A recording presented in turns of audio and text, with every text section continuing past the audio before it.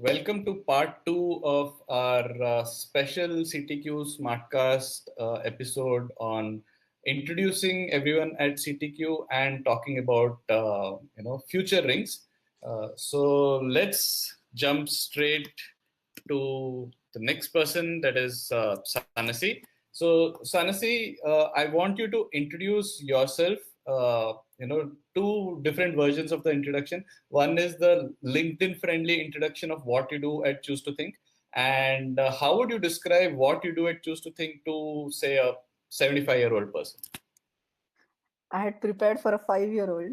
Okay. So yeah, the LinkedIn version is basically I am a curious mind is what we go with, which is basically the prerequisite that you need to work with Choose to Think. So should be I learn every day. I learn from my colleagues, and if I have to say what I do, it's what I would tell a 75-year-old or a 5-year-old for that matter is basically I write, but I write in a way that makes sense to other people, not for a byline. I write things to put a message across. I design things in such a way that that message is understood better. And as part of that, sometimes I write questions. I might write quizzes. I might make up games. I might write true stories. But writing is the crux of what I do, and designing as a layer of presenting that message.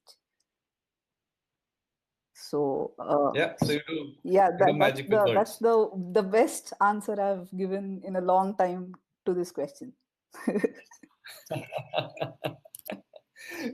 All right. So the next question is, let's see if it is relevant to what you just talked about in your introduction. So the next question in our featuring themes that you had answered was, what are the skills that you haven't used in some time that you think you should update to be more relevant in the future? uh, so basically, I think the nature of writing itself is very different, and the way we use it nowadays has changed a lot. It has. I remember my when I used to work as a journalist, my we realizing that whatever we are writing today is raddi tomorrow. So that has completely changed now. It stays for a long time, though you can delete or whatever, you can change it, but it stays. And the attention spans, which have largely reduced to so many things. So if you have to think about skills that I haven't used in a while, which I used to use, was writing headlines.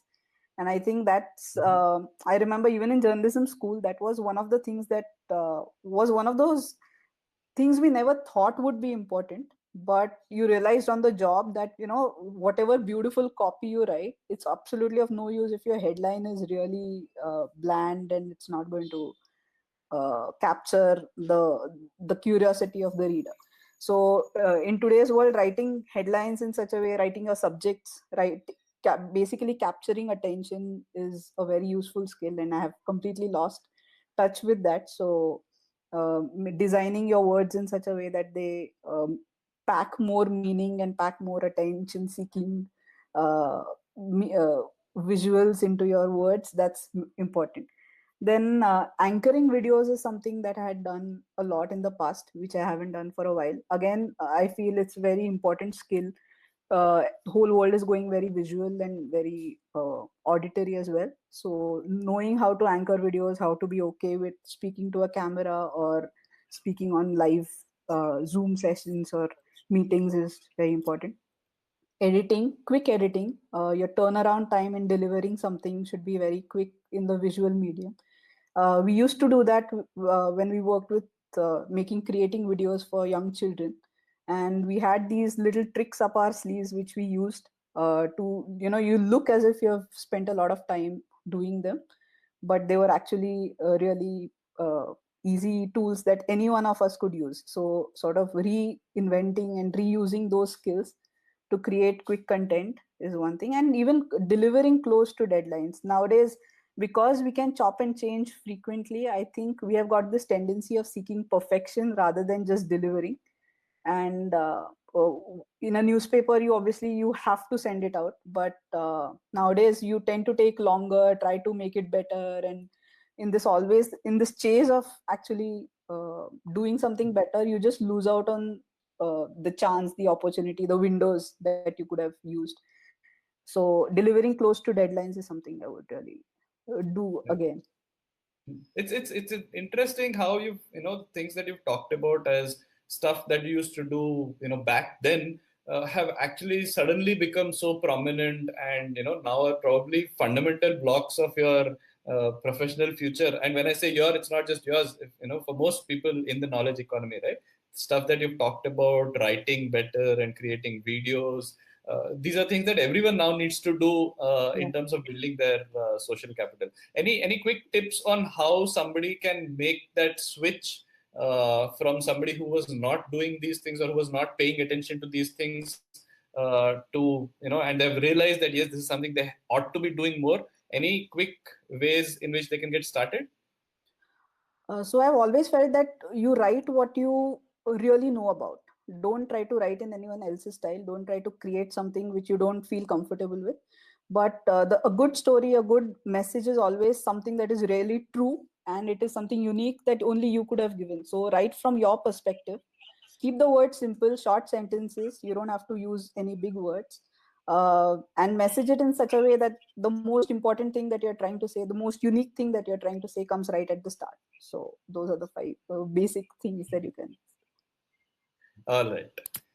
Okay, the next question was, the answer to which was really, really interesting to me. I think of all the answers that we had got, then this was, very different, which is why I thought I will post this question to you today.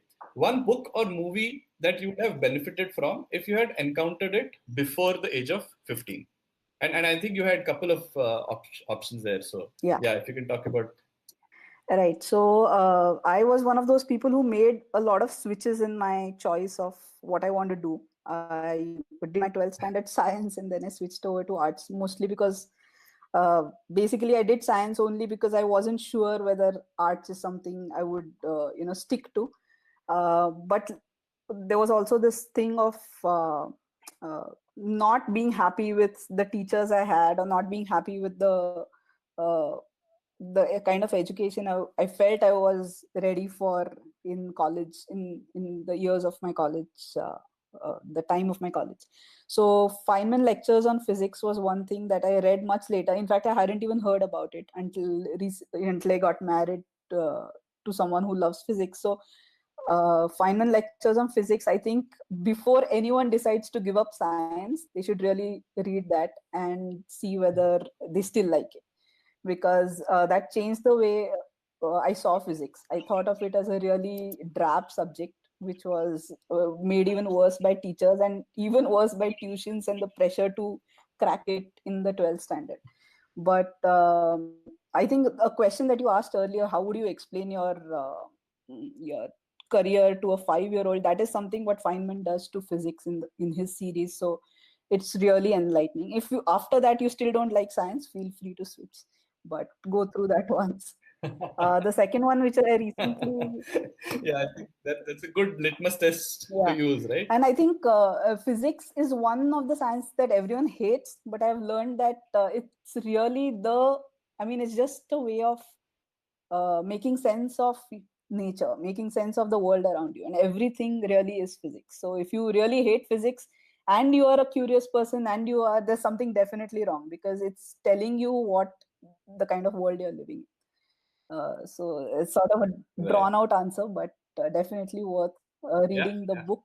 Or even I think the YouTube, now they have the series, the live lectures as well. Then one Hmm. more was Obama's Dreams of My Father, which I took up because much later, after Obama finished his presidency. And I think we really underestimate the stories that we bring to uh, our contribution, whether it's to work or whether it's to your own house or anywhere. Because if you see Obama's backstory, you wouldn't even want it for yourself. It's like all over the place. But the experiences and the way he went through his life, making sort of staying true to his values while everything around him was just changing so much. probably made him the person that he was. And the reason why he's so unique is because all those things contributed and they played their role in his story itself. So don't ignore your heritage, don't ignore the bad experiences, the good experiences that really make who you are. So if you're trying as a 15-year-old, as a young child, if you're trying to craft your future by choosing really perfect options or thinking too much about, what will I do if I score less in 12th or less in 10th, it really doesn't matter, because everything that you do, everything that you don't do is going to make you who you are. And I think that book really helped me understand Yeah, that. everything And adds up. yeah, and the third one was by Sainath, by P. Sainath, who is who he used to be our teacher when we were in journalism school. And everybody loves a good drought is something that really opens your eyes to the country that you live in. Especially us who live in urban towns have this way of just shutting down our background, shutting down where we actually live, and just hurtle along your own path. But it really brings you back to uh, your reality. And like I said back then, that had I probably read that before, I would have taken up that UPSC exam and went about bringing real change in meaningful ways. Yeah, yeah. So we still have enough opportunities to bring about a change, Yeah. make a dent through what we are doing here as well, Sanasi. And you're not alone in those lost aspirations of UPSC in the team, definitely. Yeah. All right. So the next question for you, Sanasi, a profession unrelated to anything we have done or worked in, which we should ideally know more about, which will help with planning for future relevance. Right. So I really don't know what I answered back then, but in the since then, what I've gone through is I would choose data analysis and a data analyst or a data scientist. A lot of what we do, really, the numbers tell the story, as a lot of us know. And I think right from the start, even when I was helping my kid doing these basic data interpretation problems that they have, I realized that it really tells the story, the analytics. I mean, you might have your own perceptions, you might have your prejudices, but once you have those numbers staring at you, there's really no hiding. So understanding those numbers, making sense of them, especially going ahead when you'll be having a lot of ways to collect data, you wouldn't, if you don't know how to use it, it's really a waste. So knowing how to handle data and would be a very useful skill. Yeah, nice. And interesting that the lead that you went with there was about storytelling and how the numbers help in telling a better story. I think that's very important. A lot of times, you end up focusing on the tool and the data, and then you sort of try to build a story around that. Whereas I think at least that's what I took from what you said was there's a story and you need the numbers, the data to actually back up that story. Right. And I think the numbers tell their own story, irrespective of what you want to say. That's where the truth is going to lie. So. Yeah, yeah. All right. And the last question for you, Sanasi, who is your favorite TV or film character and what can we learn from them about future fitness? So actually, till 2 days ago, I wouldn't have been able to answer the second part of your question. But I've always chosen MASH. Used to be a favorite show of mine growing up. It, I think, influenced me very majorly. It's sort of embarrassing in a way because it's a TV show at the end of the day. But just a couple of days ago, I read this article also, which I shared online, about written by a doctor in LA, who said the same thing, that Hawkeye, the character of Hawkeye, who is a, for those who haven't seen MASH, he's a doctor who has been drafted in a war. He's a pacifist. He has been drafted in a war which he doesn't want, in the Vietnam, like the Korean War, but it was sort of a metaphor for Vietnam as well. In a place where he didn't want to be, surrounded by decision makers and sort of people who were forcing things in a very silly way on people without really seeing the bigger picture. And if you see the article that came out 2 days ago by that doctor said the same thing, that irrespective of the situation that you face yourself with, finding that humor, finding the way to deal with it by keeping your sanity, by doing your best in those situations. At the same time, keeping your moral compass right on cue. That's really important, and it can be done. So we have 10 seasons of MASH in case you want to learn that lesson really well. But I think he's a great character to emulate as Yeah, yeah. I think that the question of moral compass is something which a lot of people don't give a lot of thought on when they start thinking about future relevance and future fitness. But when you have things like algorithms and bots and what all is possible through science and technology, I think that moral compass is something which we ought to take very seriously and keep in mind, and not just go by what's possible. It's also a question of whether you ought to be doing something or not. yeah. Like Dumbledore said, right? Yeah, Choice between the right and doing what is right and doing what is easy. It's always going to be difficult to choose what is right. But even especially today, when we are surrounded by messaging, which is so powerful that it's easy to take you for a ride. So, unless you have that gravity to stick to your course that you have chosen in a well thought of manner, it's easy to just get diverted and at least do no harm. If you're not uh, really doing much, just make sure whatever actions you're taking are not harming others. That's a good way. yeah, yeah. Thanks, Anasi. That was one book that came to mind when I heard the last two or three answers of yours was Factfulness. I think it sums Yeah, up a lot of what you just mentioned, from numbers to stories to doing the right thing. So that's one recommendation from my side. At the end of this section with you. All yeah. right. Okay. Thanks, Anasi. All right. Yeah. And let's move to Sirisha. Hi, Sirisha. Thanks for coming here for this unique episode of Smartcast episode of CTQ, where we're talking about introducing people at Choose to Think and your answers to some of the future-ring questions. So I want you to introduce yourself first, and you can give us both the LinkedIn friendly version of your introduction and how you would describe what you do, how you help CTQ to, say, a 75-year-old person. Sure. Thanks for having me here, Harish.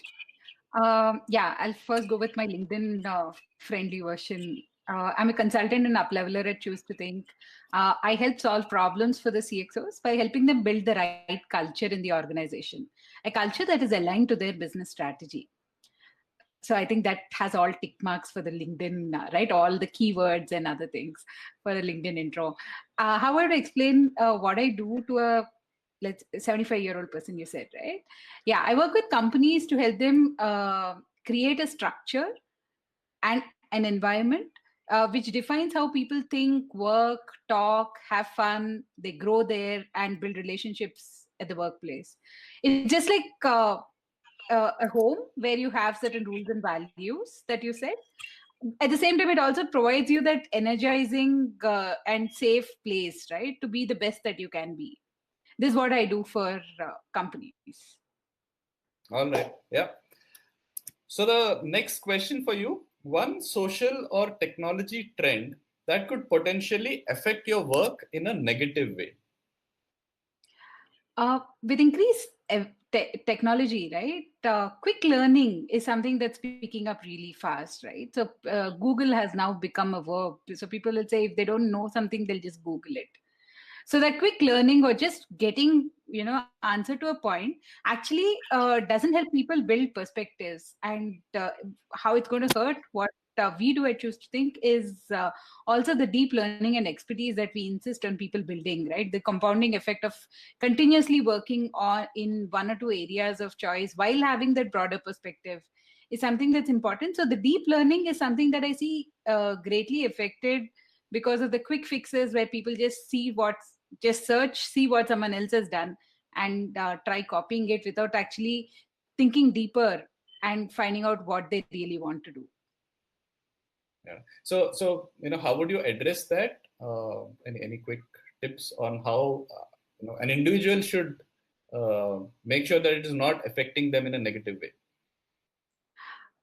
I think people need to understand their areas of passion, and they actually figure out what are those small things that they want to do and make build those tiny habits where they do work on it. So if it's art, figure out what do you like and start doing it every day. If it's uh, wanting to become the best data scientist in the world, right? If that's how you visualize yourself to be, that's where you start working on something constantly.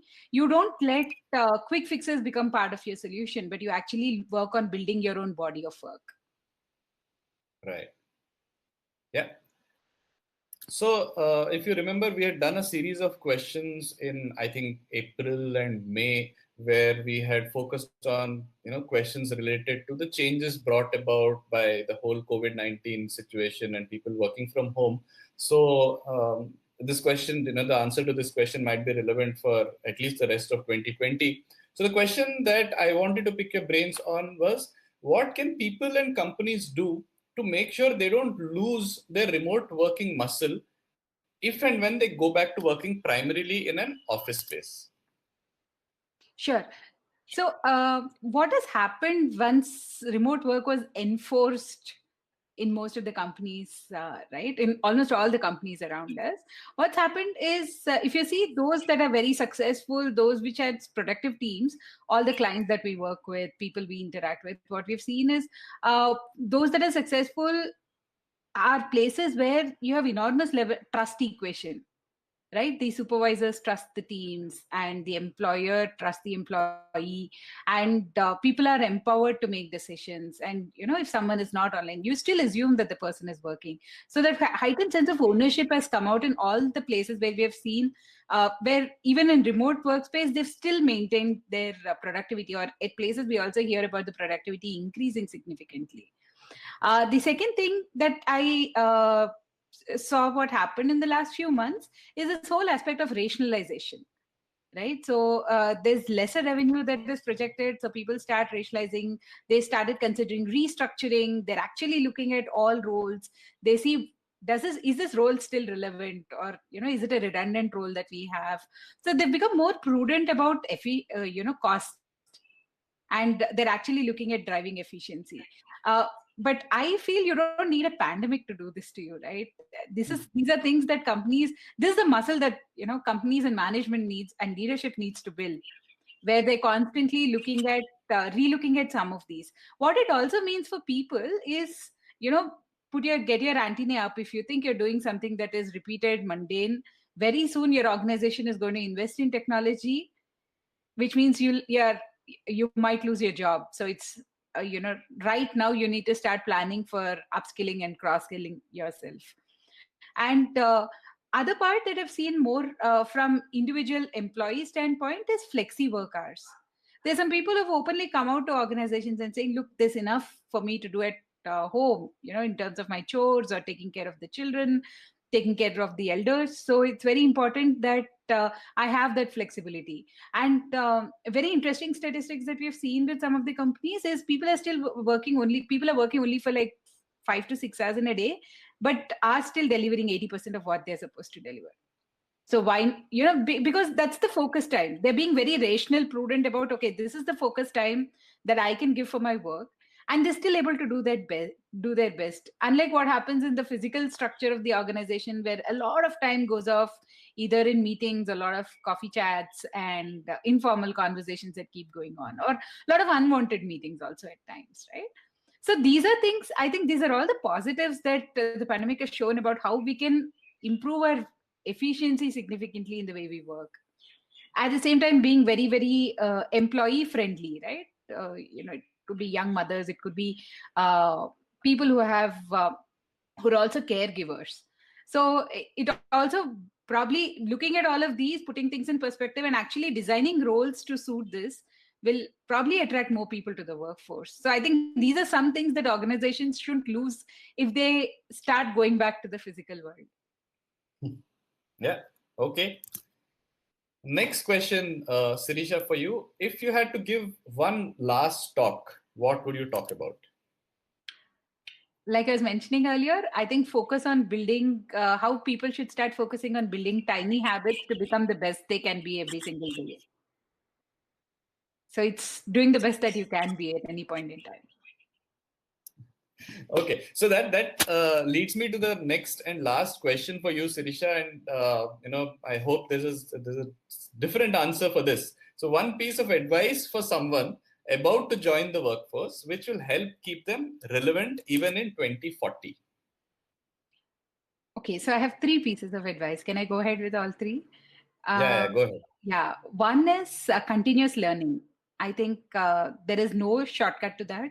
One has to constantly keep learning, keep getting updated about industry best practices. This could be done either through reading or by talking to people, but networking and actually constantly understanding what is happening around in your area of work and also the world over is something that's extremely important. So continuous learning, constantly upskilling oneself. The second part is working on communication skills. Because even if you're fantastic in what you do, if you're not able to communicate, then you lose out on opportunities. So it's very important to work on communication skills. What I'll also include in communication is the whole aspect of showcasing what you're doing, right? Building that social capital, trying to showcase your work so that the world gets to see it. I think we need to just take it one step further and not go on to the level of bragging, but actually start showcasing work. The third part is putting your hand up for any opportunity that comes your way, even if you're not fully prepared. Because what I've seen in my years of experience working in corporates as well as working as a consultant is you're never 100% ready. A lot of learning happens on the job. What you read from books or in courses or classes is still theoretical until you start applying. So you can take it up. You're at least 30-40% close to what is needed to perform that role. Put your hand up and take those opportunities. That's where the best learning happens, and that's what will continue keeping you relevant for the rest of your life. Yeah, we read about this in, I was reminded about what we read about in the Startup Nation about Israel, right? Where they just don't waste time in, building credentials before launching a business venture. They just go ahead and do it.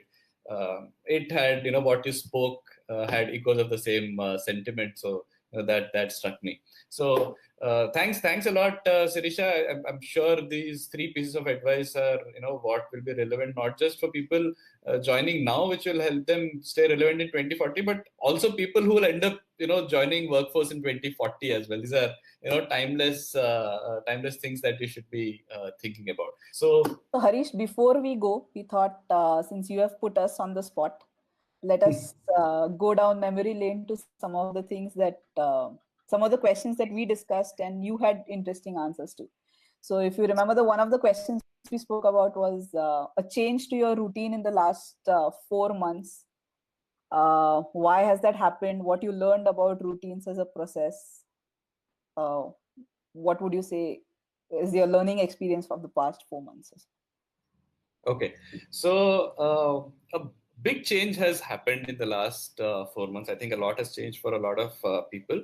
But I used to always say that I lead this Adarsh Balak kind of a life where everything is set. I used to play tennis in the morning, and because I used to go in the morning, I had to sleep early in the night, and everything else would revolve around that. And I had very clear, set pattern for the rest of the day as well. So what changed was that because of the lockdown, uh, you know, getting up in the morning, I would actually, ask myself, why am I getting up? What is, what makes me get up from the bed? And since there's no way to play tennis, why do I even get up now at 5:30 or whatever? So, that led to so the initial month after the lockdown started, I was very lethargic, no exercise, nothing. And then I started putting my treadmill and cycle at home to good use, which I would never do earlier because I would prefer cycling outside and going out. And the big change that brought in my life is getting to listen to podcasts. So I've always stayed away from listening to podcasts because I wanted to be, this mindful when I'm doing any particular, task or chore or action. And I did not want to listen to podcasts while driving. And my big physical activity was playing tennis, and of course I couldn't be listening to podcasts when I was playing tennis. So it actually very deliberately resisted the idea of podcasts.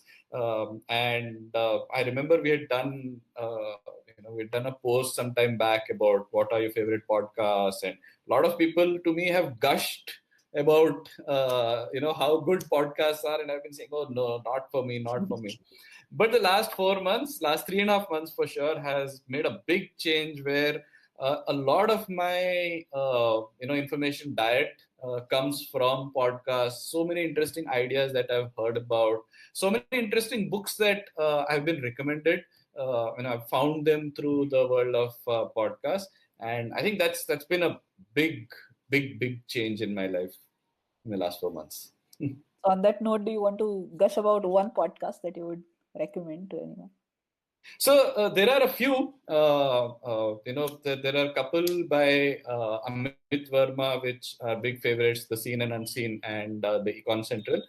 Conversations with Tyler is again a big favorite. One thing that I've been liking a lot lately is Adam Grant's, podcast. I think it's in conjunction, in association with TED. But he brings out this, very interesting facets of different topics that he talks about, and they also end up talking about and going into offices of some of the sponsors who are involved with the show. So that's an interesting one that I've been following in the last month or so. Okay, so some great ones to follow there. Yes. Next question for you is, what is it that you think you're good at that people don't come to you for? Okay. So typically, a lot of people come to me, people who are in this wanapreneur stage, right? And a lot of people are usually shocked at how Raman and I have been able to actually make this a financially viable thing. You do things that you're interested in, you have a lot of fun doing them, and you're making money out of it. So then, or at least surviving, making whatever you're making out of it. So that's a question that a lot of people have. One thing that I wish more people would come and talk to me about is just making sense of your business. It's not just about when people come to me. Yes, I happen to end up giving some great advice. Great, because a lot of times it is not what they find in good taste, but that's what they finally later come back and tell me that, yeah, good that you told me at that point not to make that decision. So that's why I say that with the 2020 vision, I know that it was great advice. But I wish more people would also come to me, talk to me about business problems after somebody has established something. So I have this great set of people who come and talk to me about stuff before the setup, and of course all the CTQ kind of problem statements that are there. But I think in between also there's this area where I think I can help, but probably not too many people coming to ask me about those things. So that's an open invitation there for those who Yes. should act on it. What do you think is a fanciful idea for engaging knowledge worker employees in the future? Yeah, so that's an interesting one because I've often thought about it, and now it's not that fanciful for me personally when I think about it, but something like what Marie Kondo does with people's wardrobes. So there's so many of these knowledge workers around, people who are working in the knowledge economy, who are probably suffering from the same kind of problems like anxiety and information overload. A lot of the answers are actually this detoxification and cleansing right?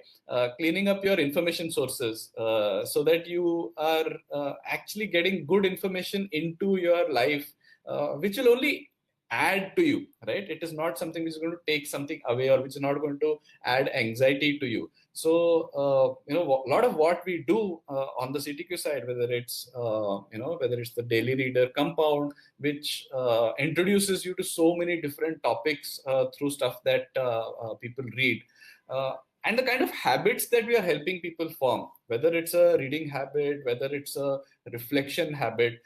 I think these are great things that these are small tweaks that you can make to your life, tiny changes, tiny habits that will have a disproportionate impact in the future, which we are doing. And I think that will be a great way to probably package as a one whole thing, as I'm working in the knowledge economy, I'm a consultant, or I'm in marketing or whatever, and yeah, just help me fix all of these things so that I can be a better version of myself. Yes, that's where CTQ could go and do a whole range of things with these people. Yeah, I think that's something people they see the bigger picture only when they really zoom out. By that time, it's too late. So if there's someone giving you those inputs, setting it out for you, spelling it out for you, it would be Yeah, really useful. yeah. You're a film person. That's the little thing that we know. Big Amitabh Bachchan fan. Who is your favorite film or TV character, and what can we learn about them regarding future fitness? Okay, so a favorite TV or film character is Vijay. the role character played by Ashok Kumar in Choti Si Baat, Colonel Julius Nagendranath Wilfred Singh, right? So he's like this coach who's based in somewhere near Lonavala, and Amol Palekar plays this role of a person who's a bit timid and shy, and needs a huge dose of self confidence. Samal Palekar goes to Ashok Kumar, Colonel Julius Nagendranath Wilfred Singh, and he tells him, he gives him tips about everything from how to handle himself, to how to speak more confidently, to how to order stuff in a restaurant. So when if you just go back to the previous question about what can we do for knowledge workers, that's what he was doing. And this was, I think, late 70s, probably 77 or 76.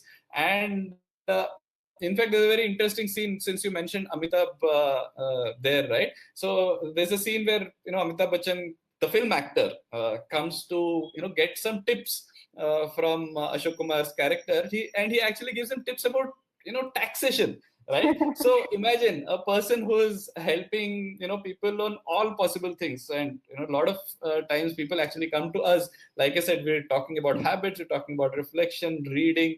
So much of making sense of the world is what is involved in what we do. So yeah, this is back in 70s, so people could imagine the concept of an upleveler back then. Now it's even more important. So I think, yeah, Colonel Julius Nagendranath Wilfred Singh, and I took some effort to make sure that I remember the full name of that character. So yeah, he's one of my favorite characters, and lot to learn from him. That's definitely one that we would definitely be at least YouTubing to see what that is like.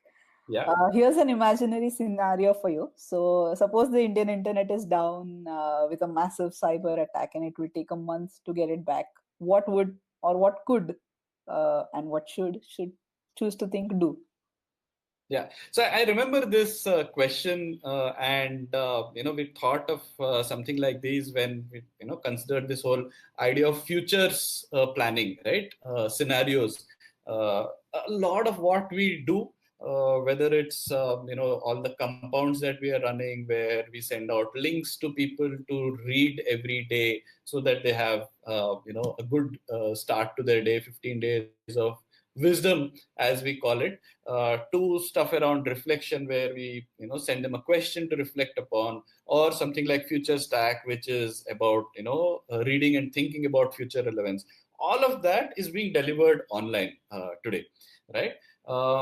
And one of the things about looking at something like future relevance is to just question all assumptions that we have. And one big assumption here that we're working with is that we are going to have internet all the time Yeah. to deliver all this content, content and questions.